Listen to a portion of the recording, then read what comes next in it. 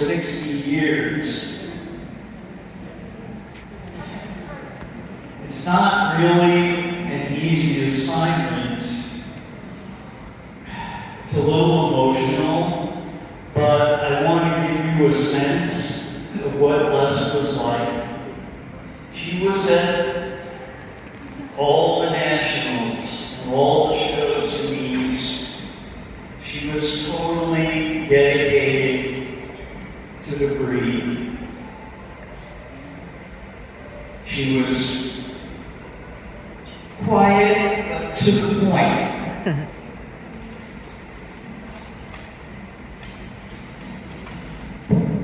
And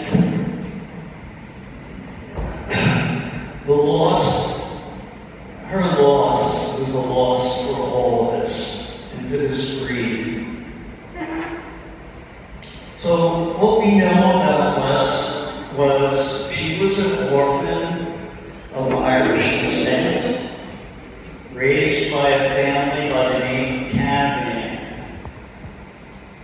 She read the Albert Pace Review books, just like most of us here, and became interested in collies as a child. In fact, when she was in grade school, she made a bet with one of the other kids that by the time she was 20, she would have 20 collies. And showed it.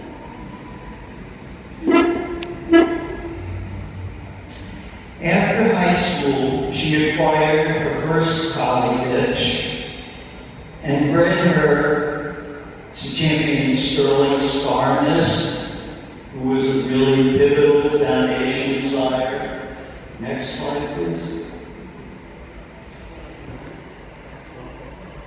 Now, in the course of developing our eye for the dogs as a judge or a breeder, there are certain aha moments where it really makes an impression on you.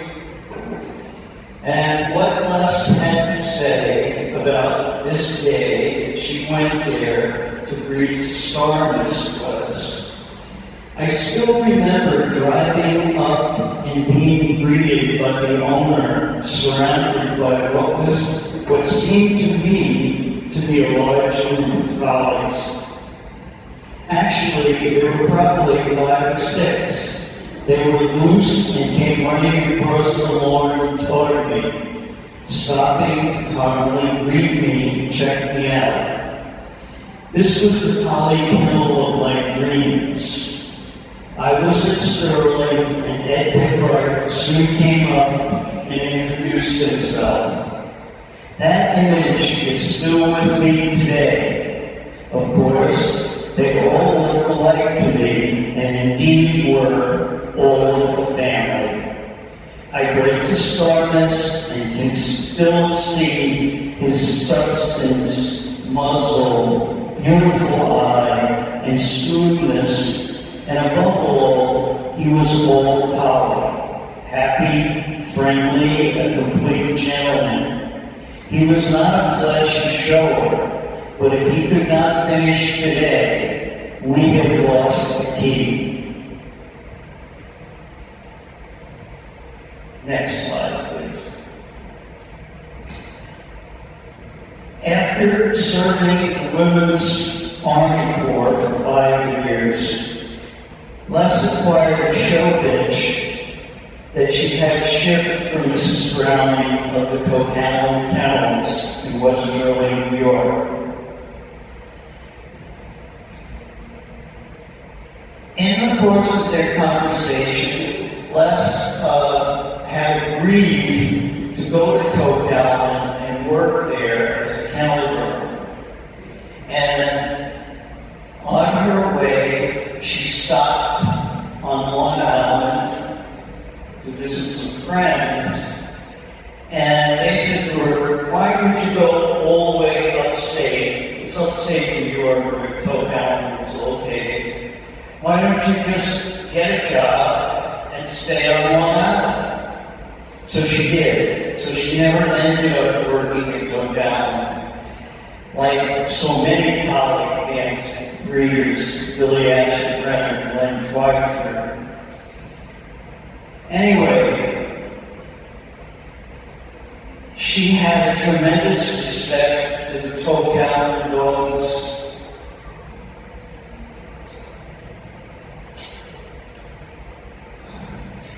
She wrote this: "When I started out, it was a little easier. The ideal thing to do was to go to Sterling with Poplar or Canavan, which most everybody did.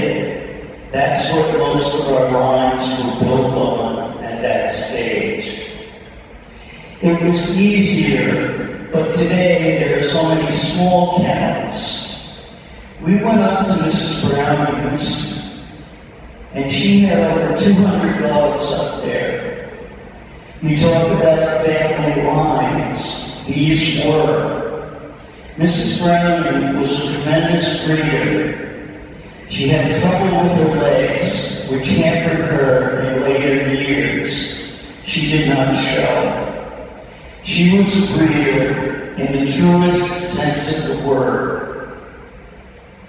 So there are these people as we come along and start learning that become the icons. And this woman was one of them. She was president of CCA. She was Judge CCA. And she was a tremendous influence in the East, no question about it. And definitely one of Les's greatest influences. She lived on a hillside. When I went to college, I was student teaching in Woodstock, New York, and I would go right past her house and I'd see her, even with her leg problems, hauling water up the hill to the dogs. It was really quite amazing, what people did to get by, and she was an artist as well. In 1953, Les went to Edith Levine's house, her kennel, to find a stud dog for her Coen bitch. So she went there, and Edith didn't have what she was looking for. And Les said to her, "I don't really care for any of them. And if you knew Edith, you knew how that would go over." But anyway, Edith said to her, "And I think you should go. There's a woman named Verna Allen who has dogs that are more Sterling type. Les needed a more substantial dog, this Coen. So she went to see Mrs. Allen's dogs, and she bred to a man that she had that was a Royal Rock. Les originally started out, her kennel name was Canavan, and she had been in Virginia, dabbling with the collies. She was involved with horses. So she went out to Royal Rock next, and she bred to Ernest's dog, and then a few years later, she leased a bitch named Royal Rock Showboat next from her. This was a bitch that would have been Les's first show bitch, and she won a 5-point major at the Collie Club in Maryland. She never did finish. She had a small white patch there on her rump, and at that point, the judges couldn't get past that, nor did it get stripped out. When you think about it now, that would have been So this bitch turned out to be a great producer. And she was great to champion Aaron's own Professor's Touch and produced this dog. This is champion Royal Rock Gambling Man. He was a very pivotal sire line champions, and he's in many of the pedigrees today, and in your pedigrees as well. He won the puppy class at the CCA under Van Dyke, 6 to 9, and then he was sent to a handler in Connecticut, and the handler's son was to take the dogs out to a big paddock. He realized that this dog had just come there, and when they looked in the paddock, the dog wasn't there. He had gone elsewhere. Bottom line, he was lost for 3 months in the winter in Connecticut. They went up every weekend and finally found the dog. Actually, the same boy that lost him found him. And he was skin bones, really depleted. They got him back in shape eventually, and he went out and he won 3 specialties bench. He was shown at Westminster when it was the working group, not the herding group, the whole working group. And he went third in the working group at Westminster. But it was really as a sire that he excelled. Next slide. This is his son. One of his sons is champion Sinsan's Signet. This dog was winner's dog, investment winners at CCA 1962. Next slide. This is champion Miranda Daily Double. Gambling Man's son. This dog won 3 Old Best shows, twice Best of Breed at Westminster, and Best of Breed at CCA in 1968. Next slide. Okay. Gambling Man had a sister named Royal Rock Showtime.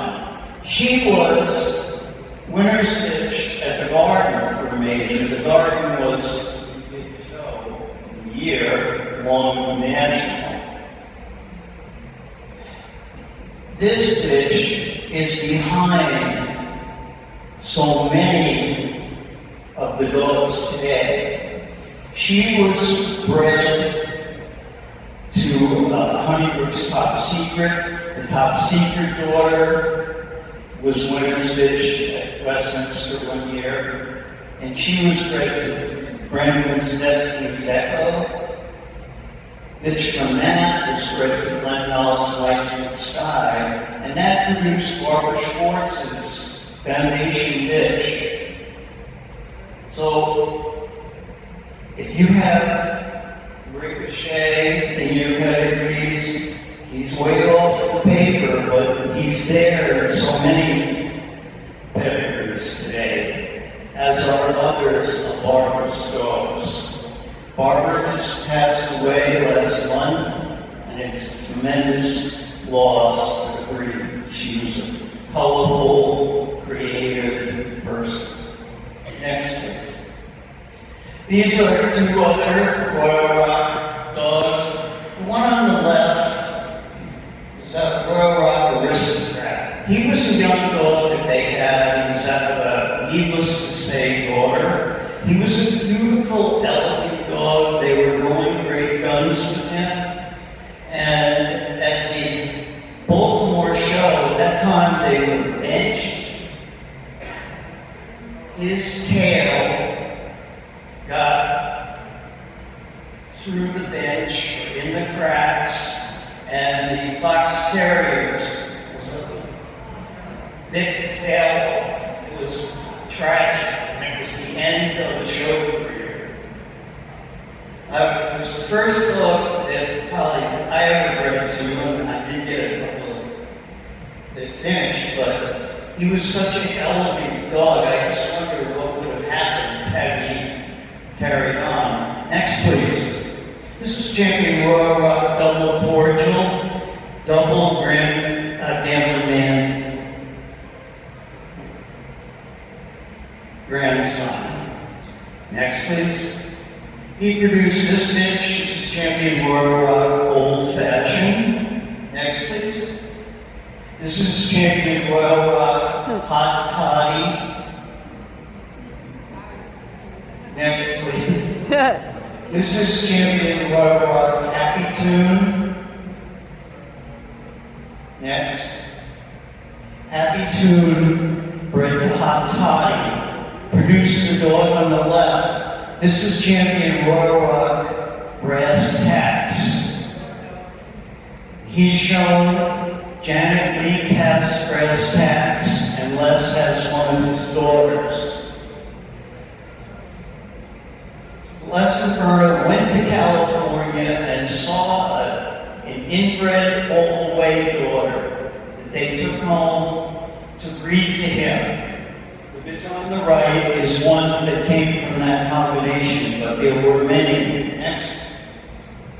This is Champion Royal Rock Toucher Brass. She was reserve bitch at CC of A. Next, please. This is Champion Royal Rock Minstrel Boy. He was winner's dog and best of winners at CC of A in 1985. Next, please.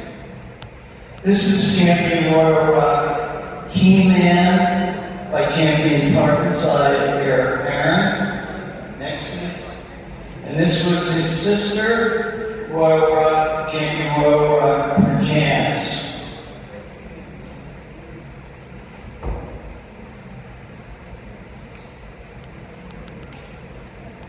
What Les and Verna said about breeding in a nutshell was, we insist on a good old-fashioned honest collie that we can be proud of in the show ring, obedience ring, or as a well-loved pet in a private home.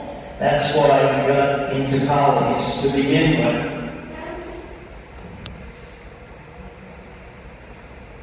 Okay, next we're going to take a quick look at Les, the handler.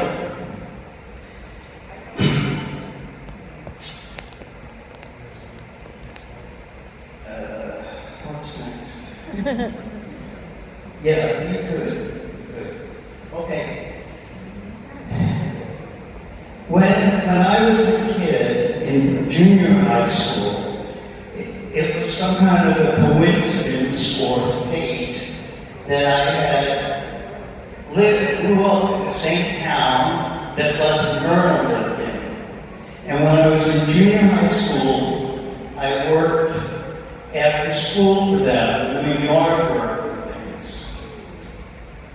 One day, Verna came to me and she said, and I knew that I was interested in dogs, obviously. But she said, Les is getting her professional handler's license, and you'll go to both the shows with her and help her out, hold the dogs and so forth. So I did, and I held Black Hawk, Hassan, and Daily Double, and all those dogs. But that was just an aside. This is Mrs. Wong. And I think that in so many ways, she was such a strong influence for Les, especially after Les became a handler. She wrote this about her. My unsung hero would be Mrs. Long. Seems like an odd choice, but she never was widely accepted as a breeder. Yet her main impetus were her bitches, and she was proud of her unbroken line. Funny that she is remembered for her males.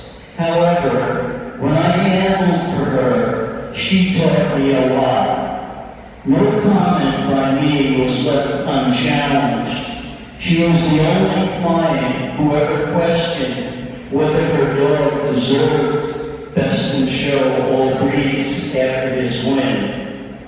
An offhand remark on my part that I did not like the way a pup moved resulted in putting that pup on the table and discovering why. Collies were her hobby, and she was devoted but tried to keep them in that position. She was not an easy person to approach, and many people did not get to know her or profit from her knowledge. That was all our loss. Les had so many Mrs. Long stories that she loved to tell. Next, please. Hillary's here with champion Brandwin Bayberry Mister, winner's dog, 1967 CC of A.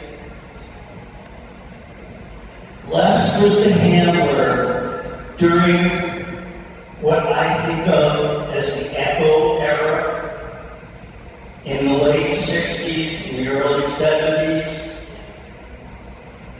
She showed so many Echo progeny and finished them. You could hardly beat them.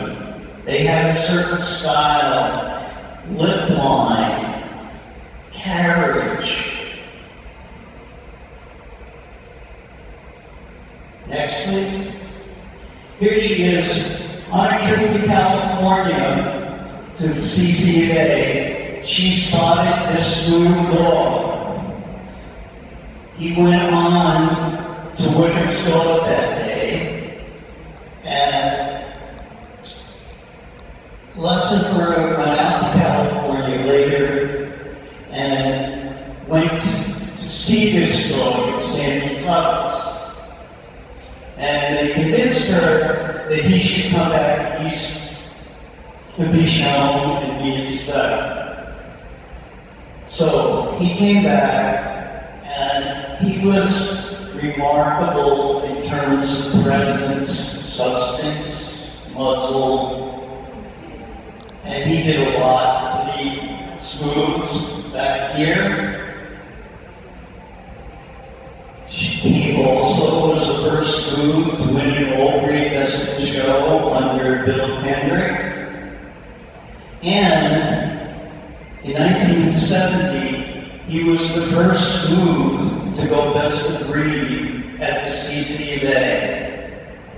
And it was a really exciting day for those of us who were there. It was pretty unbelievable because it was so unprecedented, you know. And this was just a great dog that she discovered and made even greater. Next, please.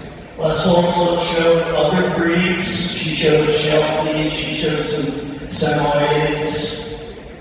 Here you see she has a Sheltie bitch. Champion Golden of Harley and Mist. Judges John Honning. Okay, now we're going to look at Les as a judge. Next, please.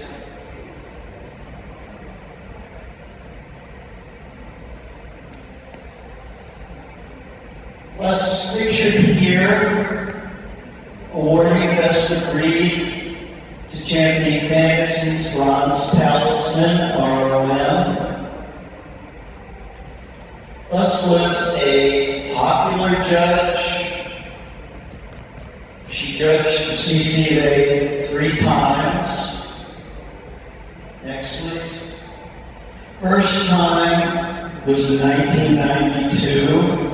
This was her winner's dog, This is Pebble Brooks Showbiz. Next, please. This was her smooth winter's dog, Storm's Sudden Impact. She next judged Bitches at the CCA in 2006. This was Winter's Bitch. Next. Tim Rosebud, Rock Byron, Keep It a Secret. This bitch finished the championship that day. And some of you may remember the following year, she took the break. Beautiful bitch. Next, please. This was our winner's bitch. This is Lady Bell After Hours Electra.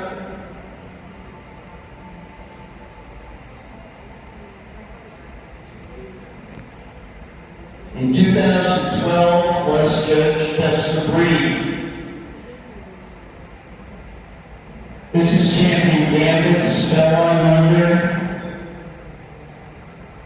Winning Best of Breed. Bitches, Smoothly.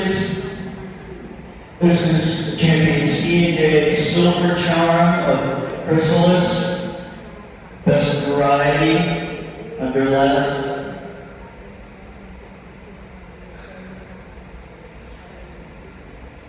Next, please. One of the most important things that I got from Les was the importance of giving back to the sport that has meant so much to so many people. And she really wanted to give back. I think in a lot of ways, the colleague people were her family, and she wanted to pay back.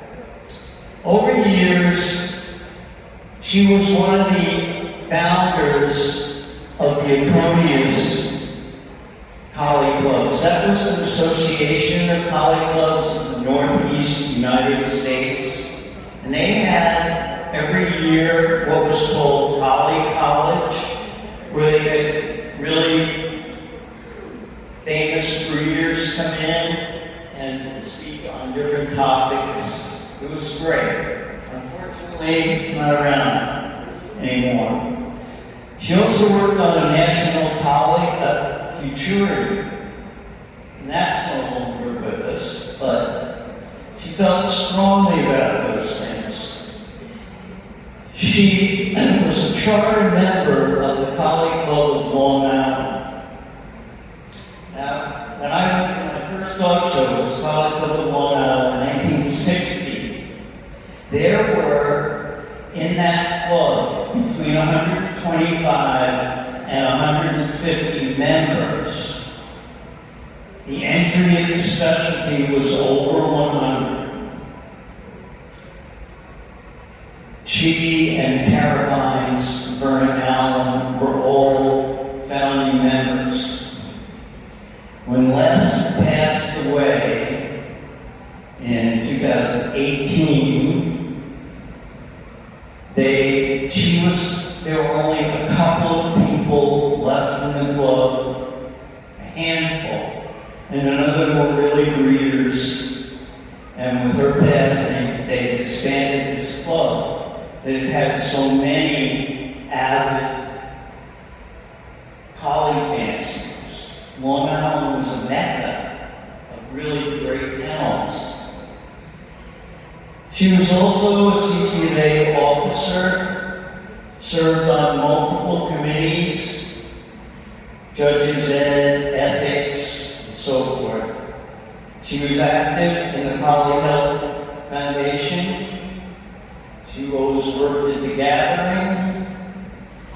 She was active in the Quarter Century Collie Group. She was the vice president for a while. So she did pay back, no question. I'll share with you a quote from Gail Kay. It's so hard to write a tribute for someone who was so respected and revered. She was such a fixture in the world of collies that you thought she was going to be around forever. Rest in peace, Les. Your life was not only a gift to collies, but a true gift to all of us. This photo, these people were the heart of the collie fanciers in the East. A couple of weeks ago, Judy Evans passed away, and the loss of Judy and these people is just unbelievable, I think. But we're all better for having known them, and they were part of this family. So on that note, I will close and say goodnight to you all. Thank you.